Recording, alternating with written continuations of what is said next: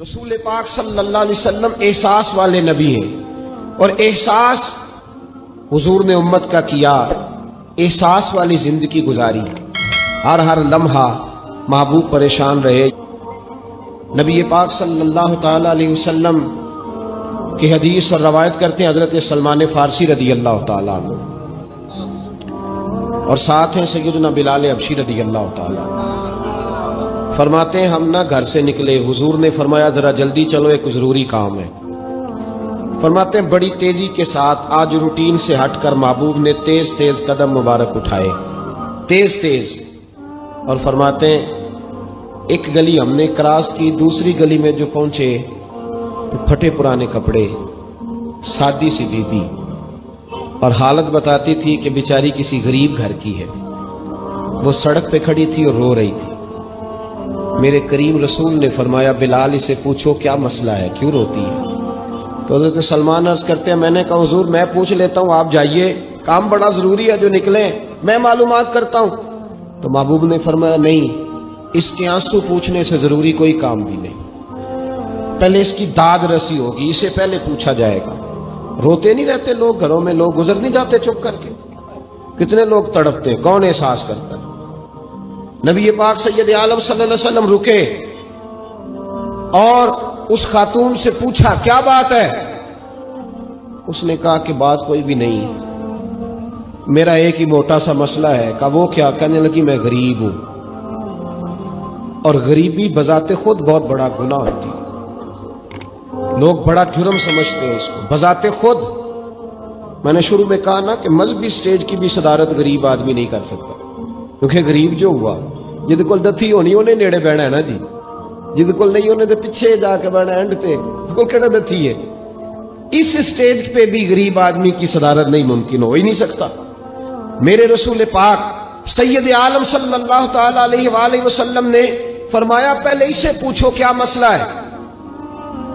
وہ کہنے لگی میں غریب ہوں، بوڑھی ہو گئی ہوں، ساری زندگی غلامی میں گزاری ہے، تیل لینے آئی تھی 5 دینار کا، بوتل میں تیل بھروایا ہے، اور اب بوڑھی ہوں نا تو کمر درد کرتی ہے، پیر پیچھے موڑا ہے تو میں گری ہوں، تیل زمین پی گئی ہے، اب زمین تو واپس نہیں کرتی، لیکن واپس جاؤں گی تو ایک یہودی عورت کی ملازمہ ہوں، وہ درے سے مارے گی، کھال ادھیڑ دے گی، میں بڑی پریشان ہوں، اب نہیں مار کھائی جاتی، ہڈیاں بوڑھی ہیں، قربان جاؤں۔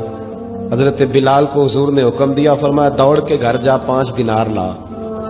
فرماتے ہیں 5 دینار لائے، تیل خرید کے دیا، وہ پھر رونے لگی۔ فرمایا آپ کیوں روتی ہے؟ اس نے کہا بتایا نا غریب ہوں، غریب کا جرم کوئی نہیں ہوتا، لیکن پیس دیا جاتا ہے، پھر بھی مار تو اب بھی پڑے گی، اب کیوں پڑے گی؟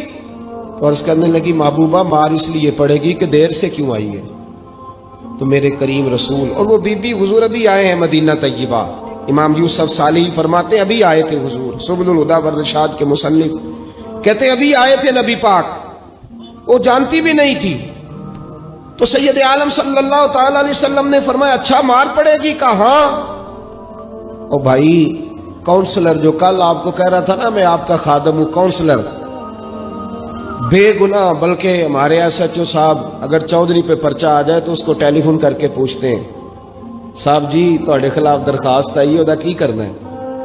تو غریب آدمی بیچارہ، اس کی غلطی یہ تھی کہ وہ غریب تھا تو اس نے ریڑھی لگا لی چوک میں، اس کو دبوچ کے لے گئے، تینوں پتہ نہیں ایتھے نہیں کھلوئی دا، تو اس کے پاس کل انویسٹمنٹ ہی 5000 تھی، سارا لے گئے۔ پھر وہ کونسلر صاحب کے پاس چلا گیا، سر میرے نال چلے آجے ذرا میں تھانے جانا ہے۔ انہوں نے کہا گڈی کرائی آ، پیسے ہے نہیں ایویں تھانے جائیدا ہے۔ اب وہ گاڑی لایا ہے، پتہ نہیں کہاں سے لایا ہے، تھانے پہنچا ہے، اور یہ ہے ہمارا حال کہ وہ SHO بھی بیٹھا ہے کرسی پہ اور کونسلر بھی کرسی پہ بیٹھا، اور وہ غریب پیروں میں بیٹھا ہے اور ہاتھ باندھ کے کہہ رہا میری ریڑھی دے چھڈو، میریاں 4 دھیاں نے تو میں شامی کھانا کھڑنا ہے۔ کدھر گیا امت کا وہ ذوق؟ ساری زندگی نعتیں سننے والوں بتاؤ تو صحیح نعت نے تاثیر کیا دی ہے روح کو؟ اگر ابھی بھی گھاڑی غریب کے پاس کھڑی نہیں ہوتی تو پھر کیا اثر ہوا ساری زندگی نعت سننے کا؟ میرے مصطفیٰ کریم سید عالم صلی اللہ تعالی علیہ وسلم نے فرمایا اس خاتون سے یہاں کونسلر ساتھ نہیں جاتا، کہتا ہے کر دیا ٹیلی فون، سویرے 9 بجے پہنچ جانا، اور کائنات کی سب سے معزز شخصیت حضرت سیدنا بلال حبشی رضی اللہ تعالیٰ عنہ فرماتے ہیں میرے نبی پاک نے فرمایا بی بی چل میں تیرے ساتھ چلتا ہوں. گویا اللہ کی ساری رحمتیں اس کے ساتھ ساتھ چلنے لگی. اور آگے آگے نہیں، ساری کتابیں پڑھ لو، وہ پھٹے پرانے کپڑوں والی بی بی آگے آگے اور اللہ کے کریم رسول پیچھے پیچھے. ساری گلیاں اس نے پھرائی، مدینے کی صحرا آ گیا. ایک دروازے پہ دستک دی سے مالکن آئی. وہ بی بی بعد میں کہتی ہے میں بھی بڑی ڈاڈی تھی، طاقت ہی نہیں تھی میرے سامنے کو کھڑا ہو سکے، لیکن جب میں باہر نکلی تو میں نے نور کے حالے میں لپٹی ہوئی ایک عظیم ہستی کو دیکھا. فرماتے محبوب کے گورے چٹے رنگ کے اوپر کالی زلفیں اور محبوب پاک کی مقدس آنکھیں جب تک بات کرتے رہے نظریں زمین پہ جھکی رہی. شرم و حیا والے رسول نے بڑے میٹھے، بڑے دھیمے، بڑے خوبصورت لہجے میں کہا. بریلی کے امام فرماتے ہیں نیچی نظروں کی شرم و حیا پہ درود. بڑے دھیمے لہجے میں فرمایا تیری نوکرانی ہے تیری. عورت کہتی ہے میں تو حضور کے جلووں میں محو ہو گئی کہ سادگی میں اتنا حسن میں نے دیکھا ہی نہیں، تیری نوکرانی ہے. کہا تو میرے محبوب نے فرمایا بیچاری کی غلطی کوئی نہیں، اسے مارنا نا، اس سے تیل گر گیا تھا، نیا خریدتے دیر ہو گئی، رو رہی تھی تو میں سفارش کرنے آیا ہوں. وہ خاتون کہتی ہے کسی کی نہیں مانی تھی، پر محبوب کے جملوں میں تاثیر اتنی تھی ککھ سواد نہیں مشری اندر اسا کھنڈا می چکھ ڈٹھیاں انہاں ساریاں شیواں نالوں گلاں سجن دیاں مٹھیاں. فرماتے ہیں نبی پاک صلی اللہ تعالی علیہ وآلہ وسلم نے فرمایا کچھ نہ کہنا.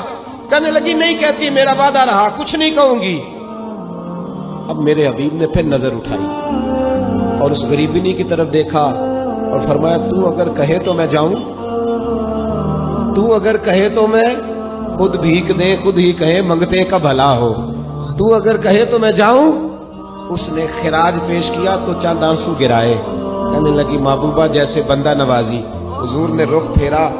حضرت بلال کہتے میں پیچھے رہ گیا تو وہ دونوں بیبیاں دوڑ کے میرے پاس آئیں. کہنے لگی بتا تو صحیح ہے کون، یہ بتا تو صحیح کون تھے. تو حضرت بلال کہنے لگی تم نہیں جانتے. جناب بلال فرمانے لگے یہی تو ہیں جنہیں اللہ نے سچا رسول بنا کے بھیجا ہے. بیبیاں دوڑ کے آئی. کہنے لگی محبوبہ دروازے تک آئے ہو تو خالی تو نہ لوٹاؤ، مہربانی فرماؤ ہمیں بھی کلمہ پڑھا دو. بھائی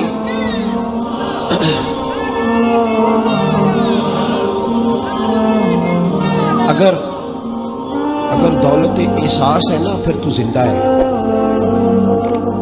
جو زندہ ہوتا ہے اس میں لچک ہوتی ہے، جو مر جاتا ہے وہ اکڑ جاتا ہے. اگر زندگی ہے تو پھر احساس ہونا چاہیے.